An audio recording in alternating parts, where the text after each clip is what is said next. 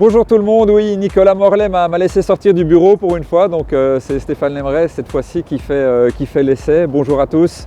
Nous sommes sur le circuit de Jarama pour essayer la version évolution, la version facelift de la Toyota Yaris GR. Et la Toyota Yaris GR, c'est quoi? Eh bien, c'est évidemment la version sportive de la Toyota Yaris, la version très sportive, hein, puisqu'on a vraiment une voiture extrêmement performante avec 4 roues motrices, on connaît ça. Il y a plein de nouvelles évolutions et notamment il y a une version avec la boîte automatique, ce qui est quand même une chouette évolution. On a pu faire beaucoup de tours de circuit avec l'ancienne, avec la nouvelle, avec la manuelle, avec l'automatique, etc. Donc on va voir un petit peu tout ça.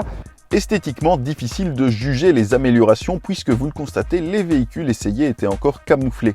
Et de toute façon, la Yaris GR n'avait pas besoin de grands changements sur ce point. À bord, la position de conduite a été revue. L'assise est désormais 25 mm plus basse et la position derrière le volant est effectivement nettement plus agréable, voire pratiquement parfaite. Toyota a également rapproché quelques commandes et tourné la console centrale vers le conducteur afin d'améliorer l'ergonomie. Mais les principaux changements sont surtout de l'ordre mécanique, à commencer par le moteur qui passe de 261 à 280 chevaux et de 360 Nm à 390.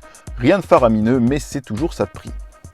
Comme expliqué en introduction, Toyota n'a pas été regardante sur le nombre de tours que l'on a pu effectuer, ce qui nous a vraiment permis de pousser la nouvelle Yaris GR dans ses derniers retranchements. Avec un minimum de prudence quand même, car la veille de notre essai, un ancien champion du monde a réussi à en mettre une dans le rail, comme quoi ça peut même arriver aux meilleurs, y compris avec une bonne auto.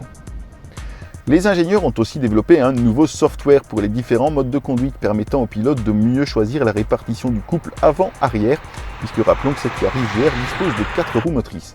En mode track, il est donc désormais possible d'envoyer plus de couples sur l'essieu arrière. Ressorts et amortisseurs ont aussi été retravaillés, tout comme la rigidité de la caisse, renforcée grâce à l'adoption d'un plus grand nombre de points de soudure et de colle.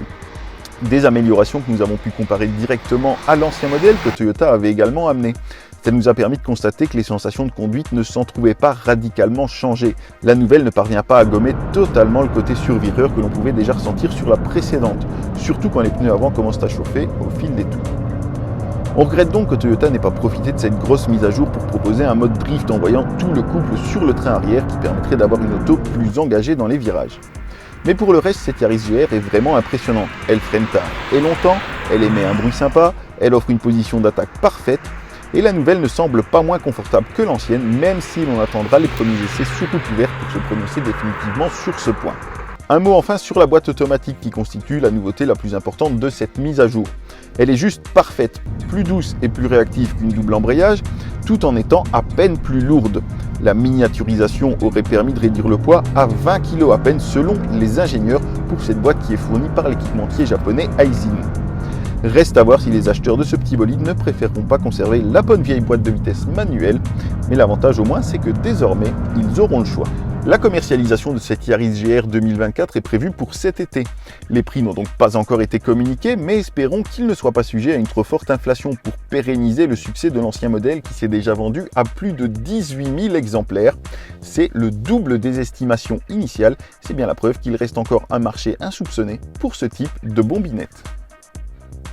Voilà, après ces quelques tours, j'espère que vous avez apprécié. On a vu un petit peu différentes choses. En tout cas, moi je me suis beaucoup amusé. La voiture est très efficace. J'ai discuté avec l'ingénieur. Pour moi, elle est un petit peu trop sous-vireuse. Donc, il paraît qu'ils sont en train de développer une option, un software qui va permettre à la voiture d'enrouler un petit peu plus les virages, de se placer un petit peu plus de l'arrière à l'entrée du virage pour éviter le sous-virage, donc le fait que le train avant glisse.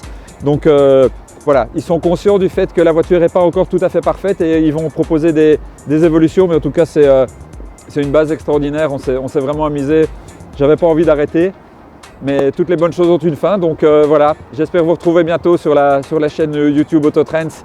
Salut à tous!